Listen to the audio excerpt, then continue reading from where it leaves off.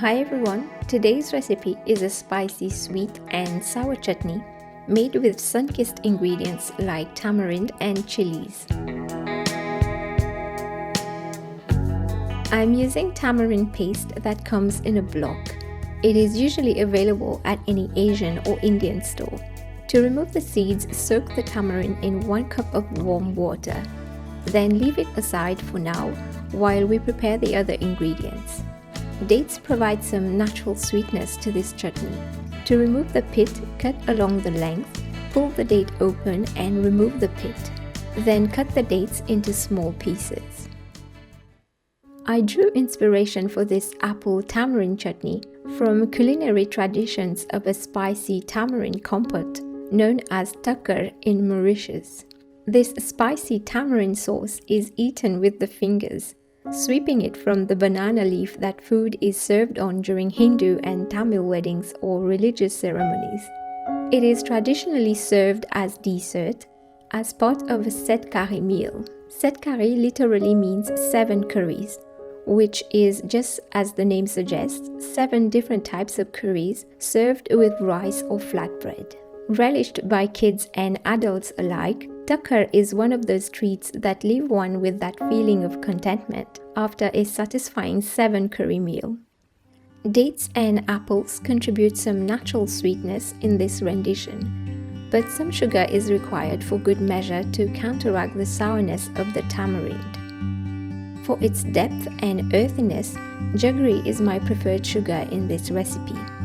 You can find Jaggery at Asian or Indian stores and also online. It is available in various shapes and sizes.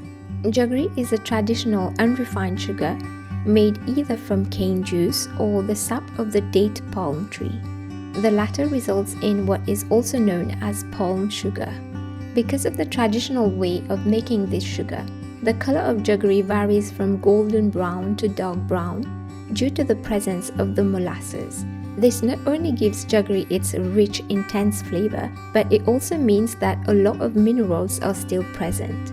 This makes a healthier alternative to refined sugar. You can either grate or scrape the Jaggery or cut and chop it into fine crumbs. I like to scrape it and I usually keep it in a jar ready to use. In this recipe, we are using 1/4 cup of fine Jaggery crumbs. You can adjust this amount to your taste depending on how sweet you prefer the chutney. You can also use any other types of sugar or sweetener.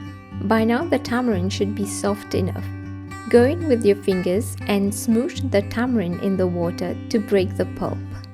As the pulp dissolves into the water, the seeds will be separated. Either scoop out the seeds with your hand or use a sieve and pass the tamarind juice through it. Press the seeds to extract the maximum amount of juice. Keep the tamarind juice aside for now. By the way, I have another video on how to de-seed tamarind pulp, where I talk a little bit more on tamarind. You may want to check it out. See the description box below for the link. Various fruits can be added to this tamarind chutney, and in my version here I'm using apples. Peel and core the apples, then grate them, or you can also finely dice them if you want to have little bits of apples in the chutney.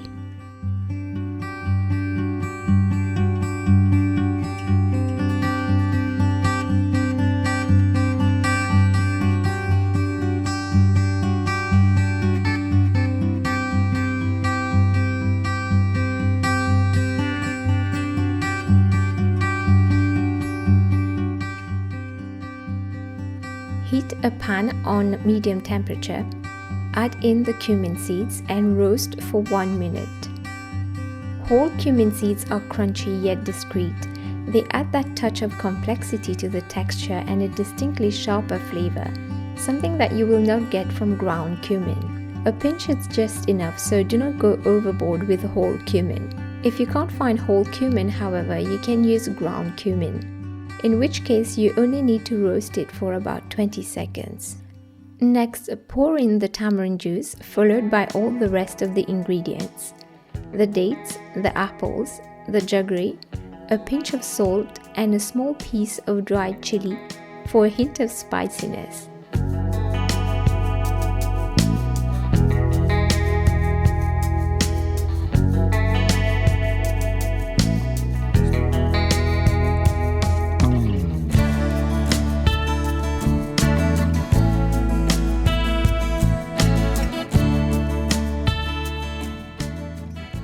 You can also use a pinch of chili powder or some sweet paprika for less heat.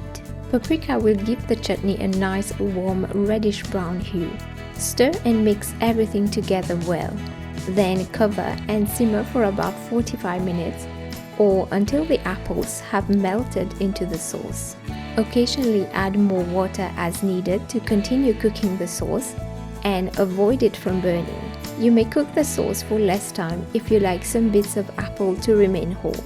Taste and adjust the sugar or chili depending on how you like it. Allow to cool and transfer into a jar. This chutney will keep for up to a month in the refrigerator. You can serve it as a dipping sauce with snacks or with rice paper rolls, for example. It can also be used as an alternative to barbecue sauce or other marinade. Depending on how you intend to use the sauce, you may also process this chutney in a blender with a little water to produce a smooth sauce. We also have other ways that we use this chutney, so stay tuned for these recipes. If you've liked this recipe, don't forget to give it a thumbs up and subscribe if you haven't already. Also check our website for the printable recipe. Bye and see you soon!